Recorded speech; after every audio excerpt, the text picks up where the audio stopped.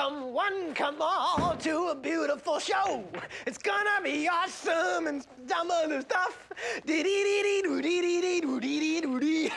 Some other musical stuff.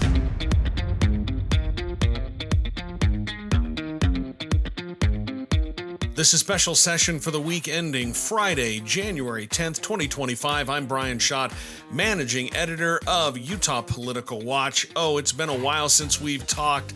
I hope your holidays were absolutely fantastic. This week on the show, we have so much to talk about.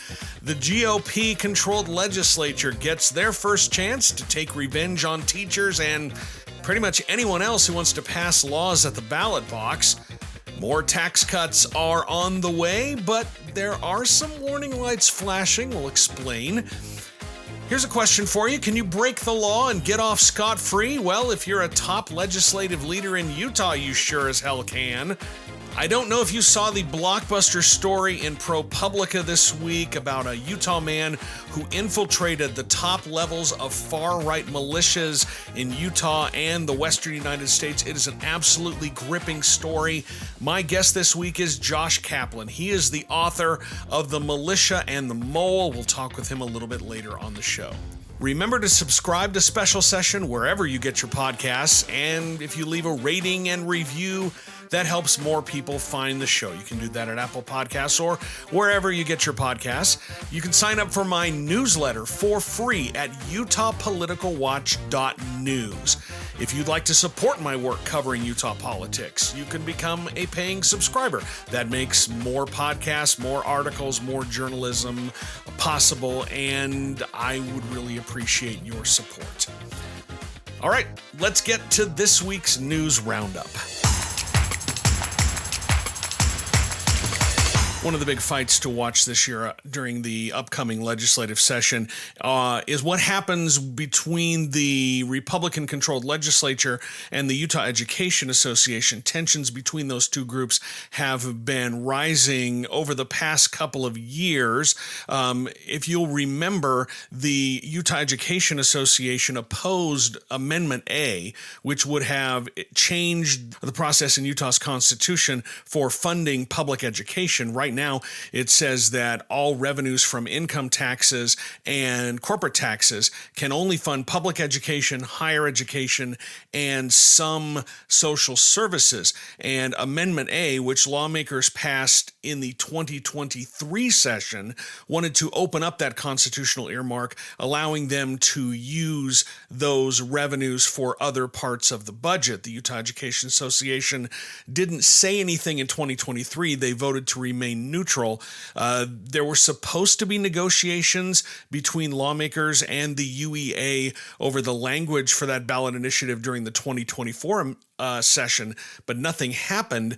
And then after the session ended, the UEA came out and publicly said that they were opposing Amendment A. And that's a big deal because if the state's largest teachers union comes out against it, that's really going to hurt its chances of passing. If you'll remember, when the legislature passed a school voucher program in 2007, the UEA got behind a referendum to put that on the ballot, and then it lost at the ballot box. So they wield a lot of power. And then later on, they filed a lawsuit against Amendment A to have it voided from the ballot.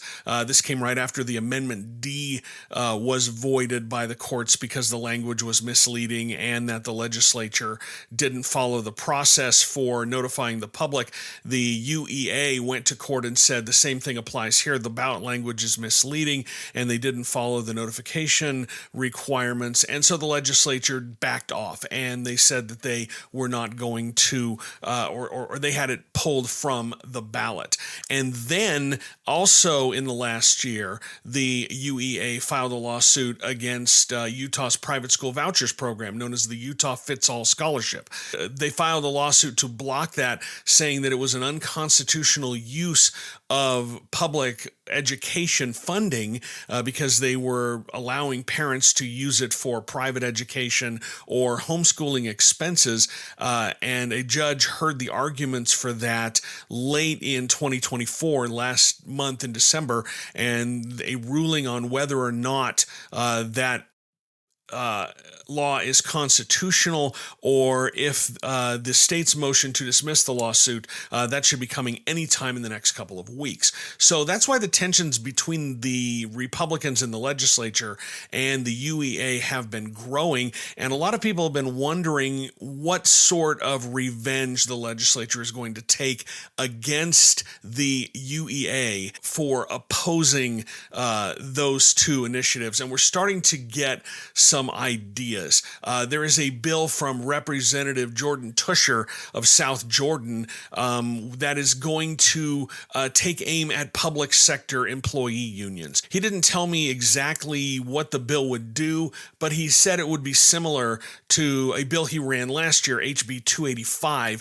And what that bill did is it required public sector unions to take a recertification vote every 5 years. And that could be a problem, because if the union members don't vote to recertify the union, then the union goes away. And another provision that was stripped out of the bill at one point would have required union members who wanted their dues deducted through payroll deduction, or to pay their dues through payroll deduction, to opt into that program rather than have it automatically done. And that also would have had a big impact on how the UEA operates. Now, again, we don't know what this year's bill is going to look like, but I suspect it's going to do many of the same things that last year's bill did.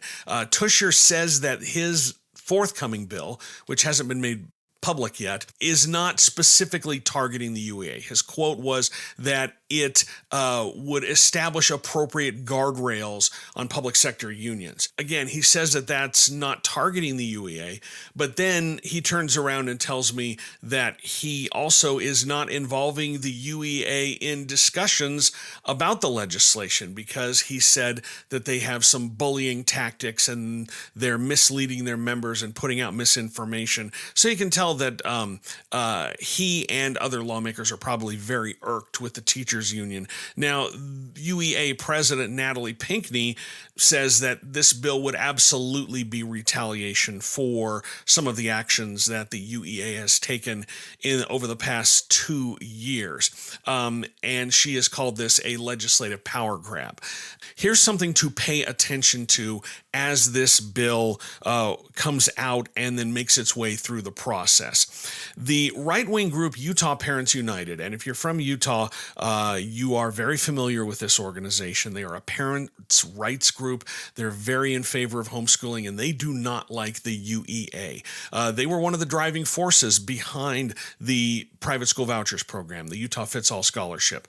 And they are not happy that the UEA is trying to get this struck down in court, because they like homeschooling, they like school choice, and they hate public education.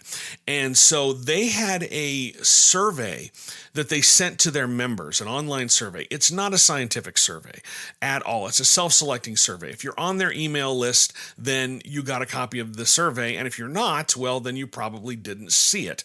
Well, they sent out this survey, and there was a whole section that is dedicated to taking actions against the UEA. These questions are pretty biased against the Utah Education Association. A couple of the questions read, do you believe the UEA represents your values? And do you believe the UEA has a negative influence on education in the state? And then we get into some specific policy proposals that just so happen to be in Tusher's bill last year. And this is why I think that you can expect them to be in his bill this year. They asked in the survey, would you support legislation that limits special privileges for public labor unions like the UEA, such as automatic payroll deductions for union dues? Well, that was in last year's bill, and I'm expecting it to be in this year's bill.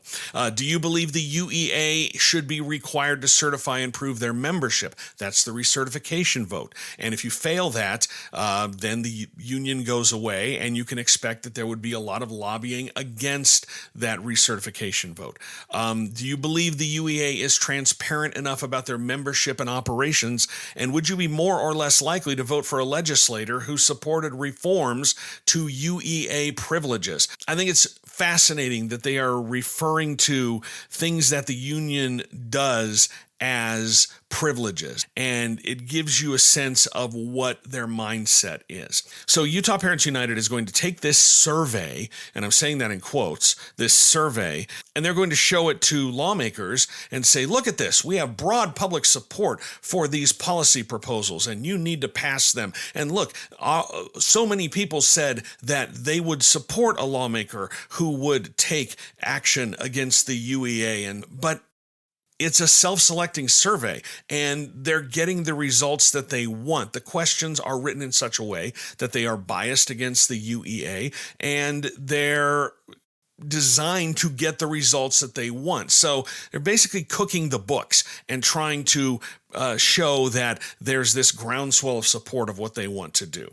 So pay attention to that once the legislature gets underway. You'll see Utah Parents United try to present this survey as public will, as where the public is on these issues, and that's really not the case. It's where their membership is on these issues, and their members are programmed to not like the UEA, not like public education. They're big homeschool proponents in the first place. So pay attention to that as the session begins later this month.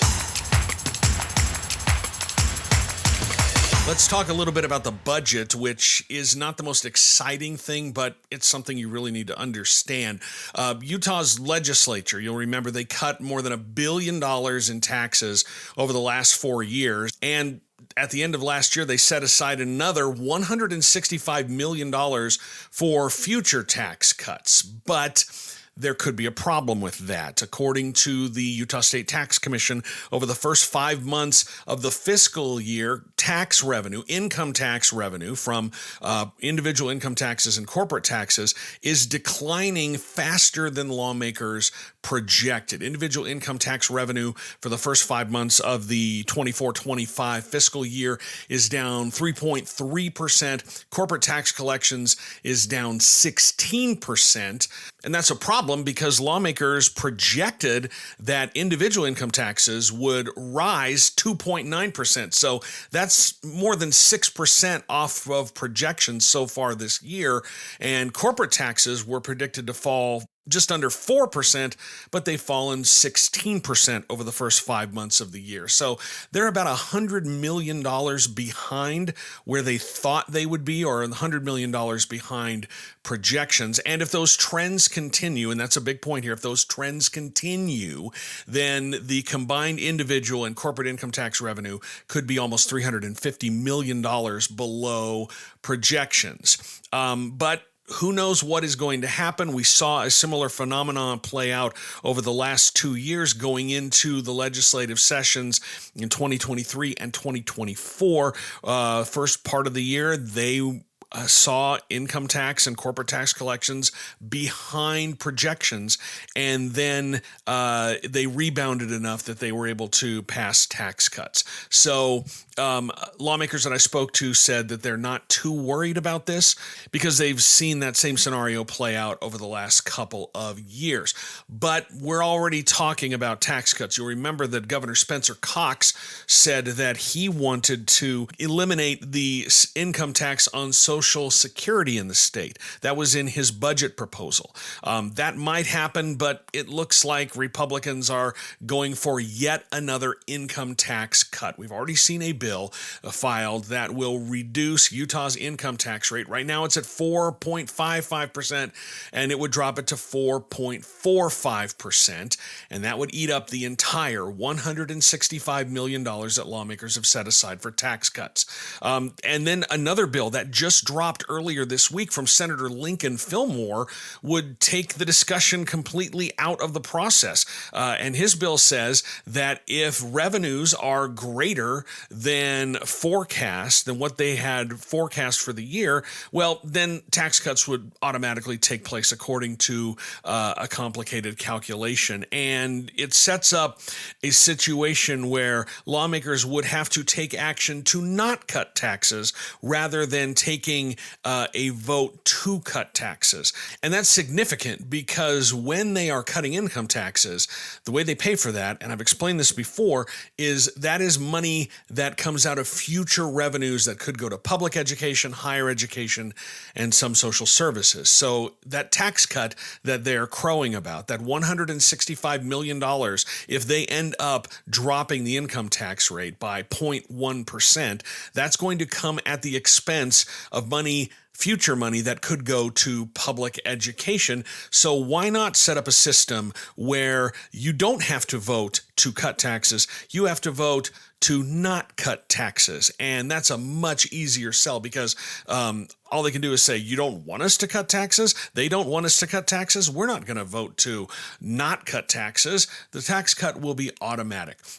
One of the problems with dropping the income tax rate by 0.1%, most of that money, again, as I have explained before, goes to people at the higher end of the income scale in Utah. Last year's income tax cut, according to several analyses, showed that 60% of the money set aside for that tax cut, 60% of the money eaten up in that tax cut went to people at the top 20% of the income scale, and those in the top 1% got 20% of that money. So when they're taking money from public schools, and that's essentially the way that this works. They are taking money from public schools, higher education, social services, and then that money is going to people at the higher end of the income scale because they're doing a straight across the board percentage drop. And the reason why that could be a problem is Utah already has the lowest per pupil education spending nationwide. Census numbers that I saw put us dead last, 51st out of all 50 states, and the District of Columbia. And those are the most recent numbers from the census from 2022. Utah spends about $9,500 per student educating them, and that's behind Idaho, Mississippi, Alabama, Florida. So a tax cut, another tax cut, means that that money cannot go to public schools. Back to the falling tax revenues for just a moment. Utah has $850 million in their education rainy day fund available for emergencies. They've done things in the past. A lot of construction projects, instead of paying for that with one-time money, they're paying for that with ongoing money. And that means that they can pull that money out of those construction projects, roads, buildings, things like that, and then put it towards holes in the budget if they do have a shortfall. So the sky's not falling, but it is concerning to look at the revenues over the first 5 months of the fiscal year and see that Utah's behind projections. And then if you extrapolate that out, they could be $350 million short. Although I think that that's unlikely that that happens, but we shall see. We'll get new revenue numbers in February that lawmakers will use to set the budget then. Just like you knew the Republican-controlled legislature was going to retaliate against the teachers union over Amendment A and the lawsuit against school vouchers, you also knew they were going to do something about citizens' initiatives after Amendment D, which was their sneaky, underhanded attempt to try and give themselves the power in the Utah Constitution to void any citizen-led ballot initiative. After that was voided from the ballot because of misleading language and they didn't follow the state constitution in notifying the public about it, you knew they were going to do something to make it harder for citizens to put an initiative on the ballot. And this week we got our first look at what that's going to be. There's a couple of bills. They're both from Senator Lincoln Fillmore. The first one says any proposed law that's passed through a citizen initiative has to explain how they're going to fund it, how the people behind it plan to fund it, whether or not it's going to be a tax cut or if they're going to use existing revenues. And if they're going to use existing revenues, then they have to specify which programs are going to get less money in order to pay for this new law. That's something that they don't have to do when they set the budget. They go through the budget. When they have a fiscal note bill, they just decide whether or not they can fund it. They don't talk about how they're going to take money from another program to pay for this one, but people who want to pass an initiative at the ballot box, a citizen's initiative, are going to have to explain that. And again, they're going to have to talk about whether they want to raise taxes, and if they're going to raise taxes, what kind of tax increase you're looking at, and how much of a tax increase there's going to be in order to pay for that. That's the first part of this two-pronged approach. They've been wanting to do this for the past couple of years. There have been other pieces of legislation that have been floated. They didn't really go anywhere. But after Amendment D was knocked out by the courts, this has more urgency now because lawmakers are terrified that the citizenry is going to start passing ballot initiatives willy-nilly, and you'll hear them talk about turning the state into California. It's already insanely hard to get a ballot initiative on the ballot. 2018 was such an anomaly when they got 3 on the ballot. They actually had 4 on the ballot. There was the bill to get rid of the caucus and convention system for a direct primary, but in state law, you can have people take their names off of petitions, and there was a concerted effort by opponents of that to have people remove their name from the petitions. And so even though they initially qualified, it failed because enough people removed their names from the initiative. So this is the first part of what they want to do. They want the backers of this initiative to explain how much it's going to cost and where the money is going to come from, either a tax hike or what programs are going to be cut in order to pay for this. The second part is a proposed constitutional amendment that says if a ballot initiative contains a tax hike, if the backers want to pay for it with a tax hike, which they're going to have to determine when they try to put it on the ballot, if they jump through all the hoops, get the signatures they need, convince people that, yeah, we're going to pay for this with a tax hike. It's going to be a tax increase. And this is how much it's going to cost. If there is a tax increase in one of those ballot initiatives, this proposed constitutional amendment would make it so that instead of a simple majority passing that ballot initiative, it would require 60% vote. It would require a supermajority. We saw this year in Florida when they wanted to pass expansion of abortion rights, expand abortion access. It did pass. It got a majority of the ballot box, but it didn't get to 60%, so it failed. And that's what this proposed constitutional amendment is doing as well. It would set it up so that if there is a ballot initiative that raises taxes, it gets on the ballot, it raises taxes, everyone knows it raises taxes, well, it also needs 60% to pass. So now, not only will it become even more difficult to put a ballot initiative on the ballot, it will become harder to pass it if you do manage to qualify one and put it in front of voters. And so this is just the first part of what lawmakers are trying to do in response to their attempt to pass Amendment D, which was their Hail Mary to try and stop the redistricting lawsuit, which said that they overstepped their constitutional authority when they gutted the Better Boundaries Initiative, Prop 4, that was passed in 2018. So this is the first part of it. I suspect we'll see some other attempts to make it harder to qualify initiatives, but this is something that's been cooking up there for a couple of years. They've tried to do both of these things with previous legislation since at least 2023, but those efforts were abandoned for other priorities. This one is probably going to be a much higher priority because their attempt to give them the unfettered authority to repeal any voter initiative that is passed at the ballot box failed. They just want to make it almost impossible to qualify one for the ballot, and then say one does qualify, they want to make it very hard for it to pass at the ballot box. Here's an update on a story that I've been following for some time. Senate President Stuart Adams is being let off the hook by state election officials for essentially violating Utah campaign finance disclosure law for nearly a decade. As I told you before, he made over $400,000 in payments through his campaign account and a couple of political action committees that he controls, and only disclosed that as American Express. So Utah law explicitly requires candidates to disclose the actual recipients of those campaign funds, not just credit card companies. And that's what Adams has been doing since 2014 when this law went into place. And there's some very interesting information about that. I'll get to that in just a second. But he's been doing that since 2014. There have been numerous complaints filed over him just disclosing American Express. When one of those complaints came in, the state elections office told him at first, hey, this is not right. You're violating the law. You need to go back and fix it.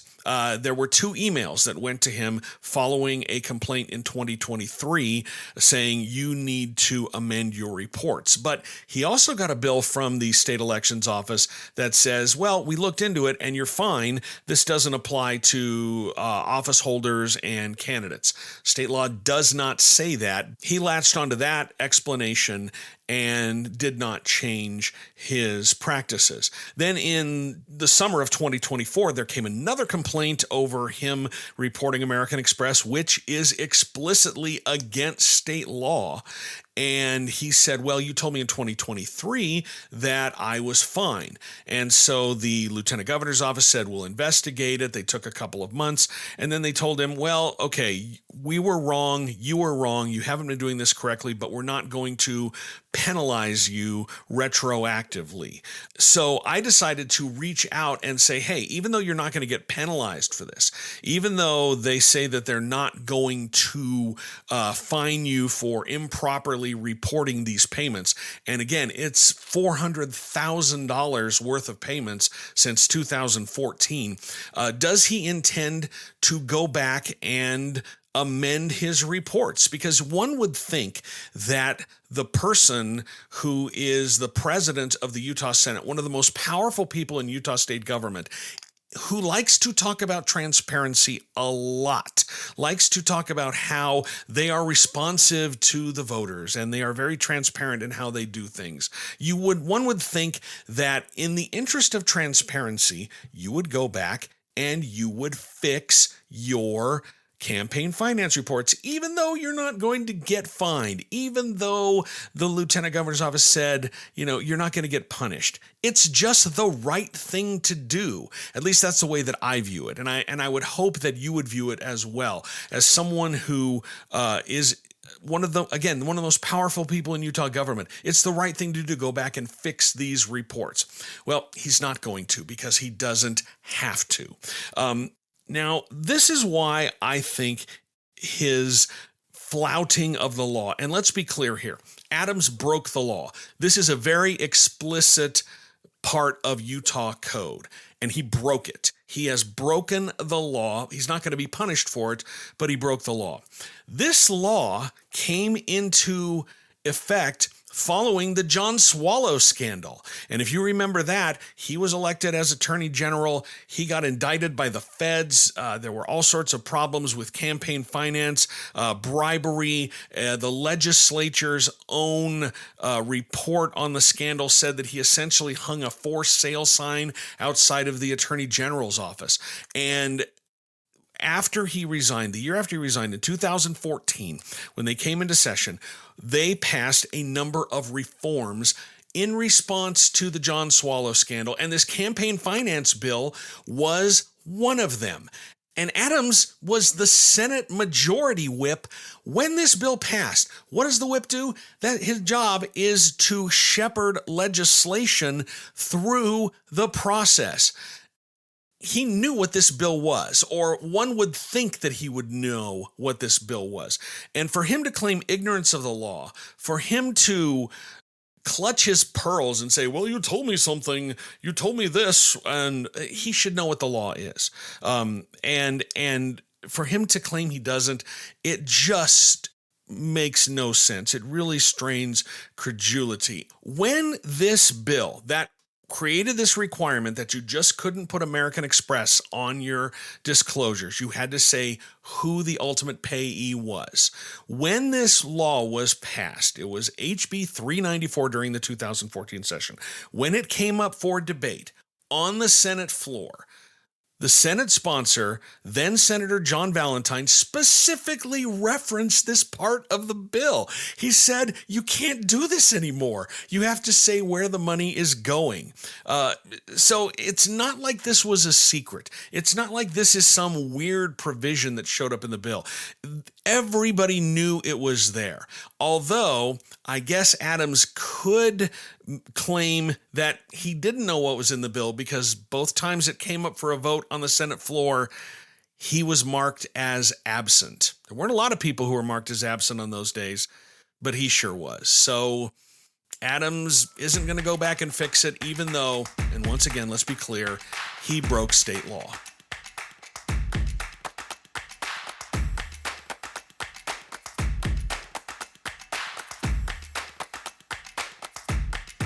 Joining me now on the program, and I am incredibly honored to have him as a guest. It's Josh Kaplan. He is a reporter for ProPublica. He is the author of I can't even find the words for how good this article is. It's sensational. It's amazing, incredible piece of reporting about a person from here in Utah who infiltrated right-wing militias and then handed over thousands and thousands of documents to Josh, and he put it into an incredibly important and wonderful piece of journalism. I'll stop complimenting you at some point, Josh, but Josh, thank you so much for agreeing to chat with me about this. Thank you so much for having me, Brian. It's my pleasure. It is truly an incredible piece of work. As someone who has tracked the right-wing groups, the right-wing extremists here in Utah, there's a lot of stuff that really shocked me as well. But take us through this story. This is something this is from like 2022. You've been working on this. You've been talking with this gentleman John Williams, who infiltrated the Utah militia. Take us through this story. Explain, how this remarkable tale came to you and how you attacked this to turn it into what I think is an incredible piece of reporting. So towards the end of this man's journey in these groups, in October 2022, he sent me a kind of mysterious anonymous email. And he sent it to an array of reporters. I was the only one to respond. And he, to be honest, I wasn't expecting much at first. I was skeptical, but we spoke a handful of times over encrypted calls. And then he sent me this package that contained a thumb drive with tens of thousands of secret files from inside these militias, including dozens of hours of conversations that he'd secretly recorded. They were remarkable. I mean, they gave this, at a time when militias had been moving more and more of their activity underground and keeping it out of public view much more carefully. They gave this incredibly candid, detailed inside window into the movement. I spent a lot of time working to carefully authenticate these records. But once I was positive that they were real, it was kind of a type of material I'd never seen before. And as I was reading this article, it's not only informative, it not only provides an incredible look into these groups, the 3%ers, the Oath Keepers here in Utah, and this person, this John Williams, infiltrated them, became one of them, became trusted and was brought into their inner circle. It not only is an informative look at these groups, but it's really a tense read. It's an incredible narrative of what he went through trying to conceal his identity, trying to keep his intentions hidden, because that's what he set out to do, was to sort of shed a light on these organizations after he became after what happened with the attempted coup on January 6th. That's when he decided to take these steps. And I'm there were so many quotes that popped out of it, but the one that really got my attention is he went to a meeting of the Oath Keepers in Cedar City, and one of the people said, "He's not the feds, and if he is, he's doing a damn good job." That is such a great quote, and I think it sums up a huge portion of this article, because you could really feel that he knew that he was risking everything to bring this information, to gather this information and then bring it to light. Yeah, and he was undercover for years. And when I first listened to these tapes of him talking with other militia members, it was like hearing an entirely different person. And the militia guys loved that, the person he was pretending to be. And his kind of his method was really deception and lies, kind of self-doubt about the ethics of what he was doing sometimes. But he studied cult leaders to learn how to better manipulate people. And ultimately, he slept in the home of the new national head of the Oath Keepers, who lives in Utah. And snapped some pictures, which were released. We're recording this on Tuesday morning, released online by the online journalism group DDoS, and those pictures are there. It's just the risks that this person put himself, the risks that he took to bring this information out is incredible. And you mentioned that he studied cult leaders to study their mannerisms, see how they manipulated people.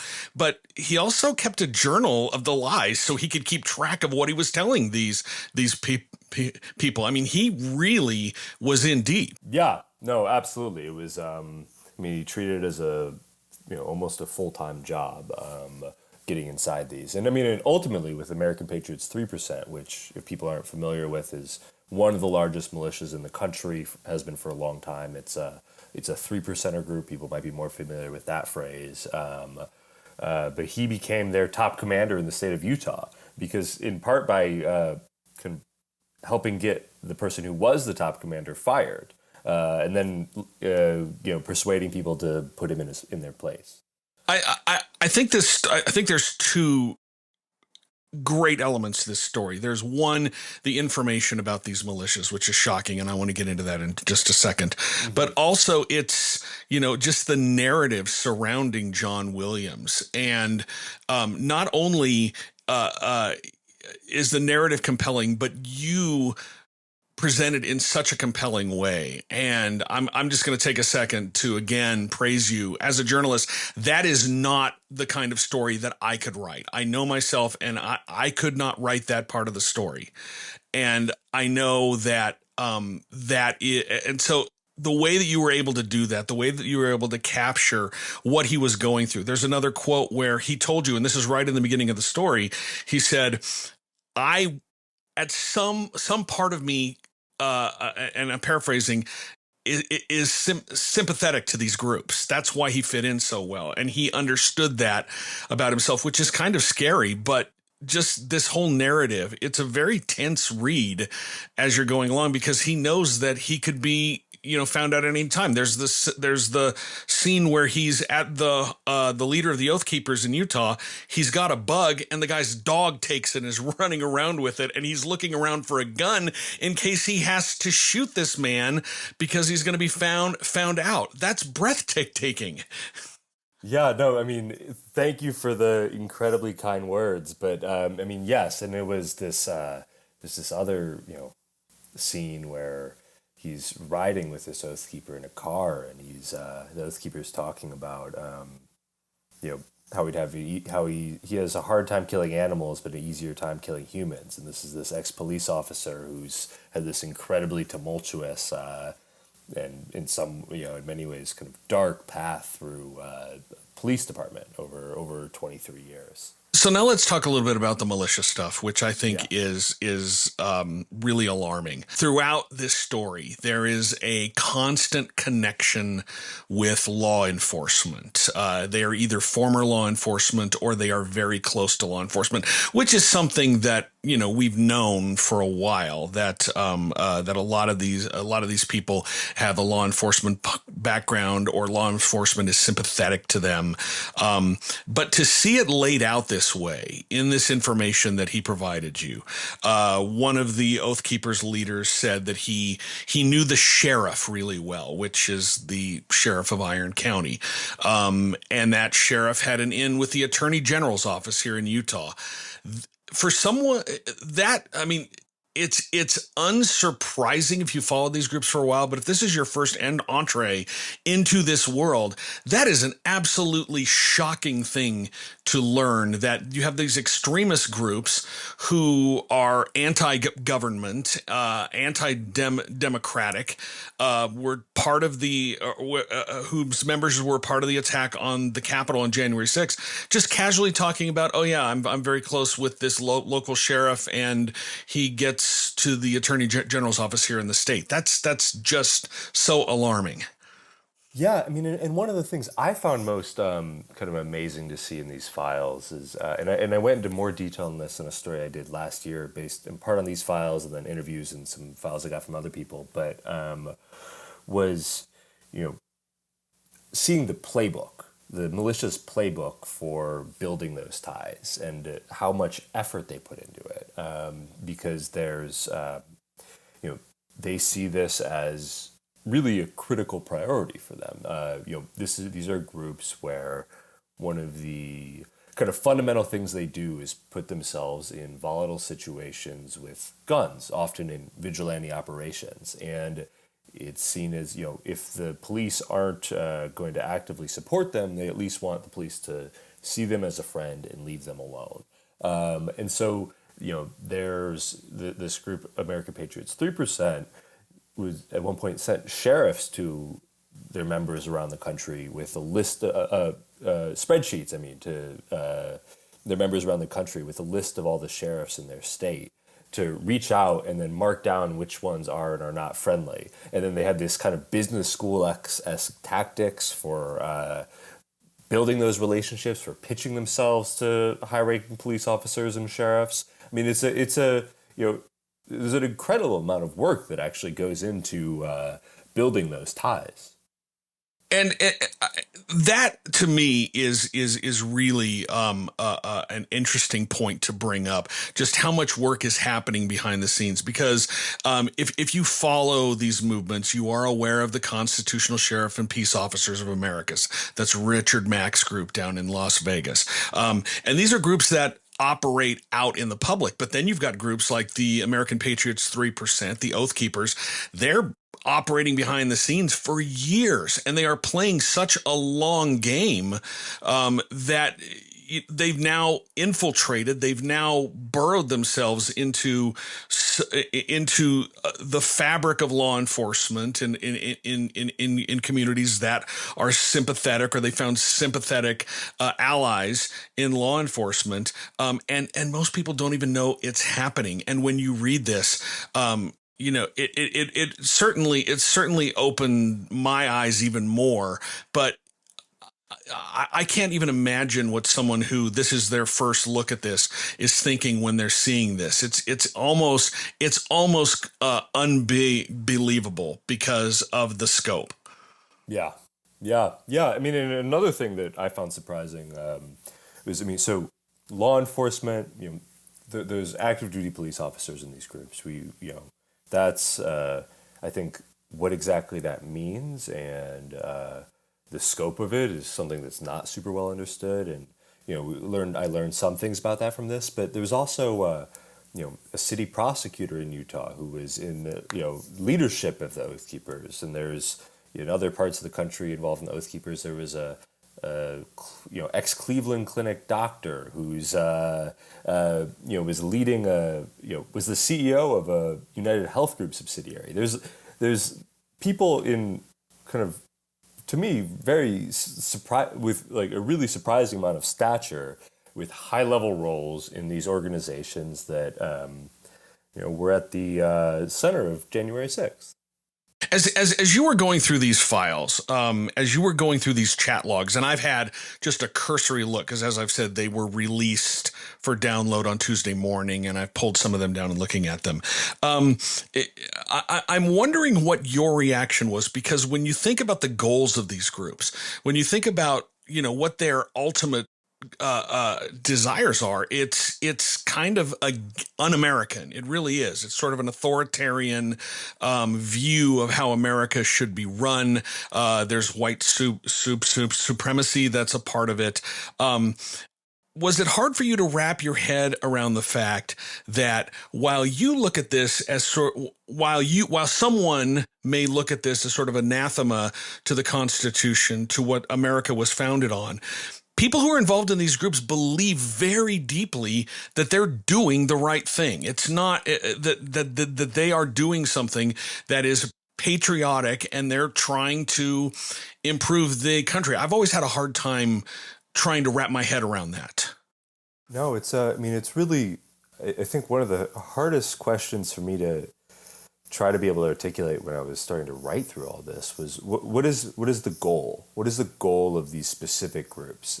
Because it's, if you study extremism, there's these neo-Nazi cells that really are just trying to kill people, and they're much smaller than militias because not that many people want to be in it. Militias, their missions are very vaguely defined, and a lot of people in the groups disagree with each other about what the actual purpose is, and that's part of why that kind of malleability of the end goal, what they're all standing for, I think is why they've been able to be more enduring than groups like this in the past, and why they've been able to grow to be as large as they are. And so, like with this, AP3, on the one hand, you have they're doing community service. They're doing like Rotary Club-esque projects where they're giving food to the homeless, and then they're also debating whether or not they should assassinate politicians. And somehow these groups can bridge that in ways that, and so obviously the more they swing to the latter, and they're kind of always threatening to do that at any given time, or doing it in some cases, we're getting really dangerous territory. I've been aware of these movements for a long time. When I was a young reporter early in my career, we had Ruby Ridge, there was Waco, there were the Montana for Freeman, and they were always treated. Aside from, Ruby Ridge was an incredible tragedy with Randy Weaver and his family, and Waco was yet another incredible tragedy. But then you also have stories like what happened with the Montana Freeman, where it was kind of a buffoonish thing, and then you had the takeover of the Malheur Wildlife Refuge with Ammon Bundy and his family, which also was kind of a buffoonish attempt, but there was tragedy involved in that as well.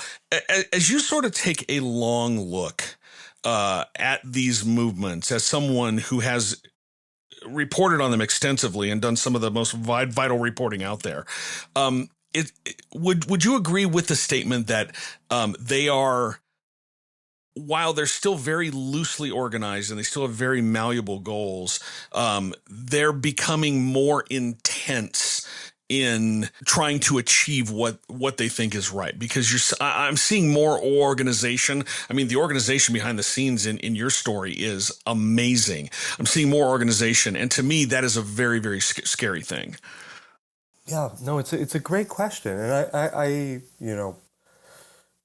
because so much of this is now hidden from view, I don't feel equipped to kind of speak. Sure, and perhaps that was an unfair question. No, it's a great question. But with American Patriots 3%, for instance, you do see this more intensity in it. This increasing radicalization, like the intensity of conversations about whether or not they should commit acts of mass political violence, got to the point where longtime senior members of the group, who are not people who are easily scared by a little bit of tough talk, quit because they're scared about the number of high-level leaders talking about committing acts of terrorism. And so you do see that. And there's, I mean, and then to the organizational point you laid out, I mean, they certainly are very, they have a long game.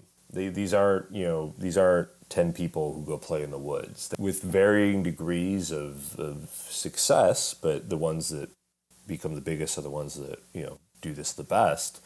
They carefully lay out how they can grow larger, get more people, get more powerful, and whenever they decide it's time to put those guns to use in some way, whether that's a vigilante operation or a actual violent act, they're ready to do that.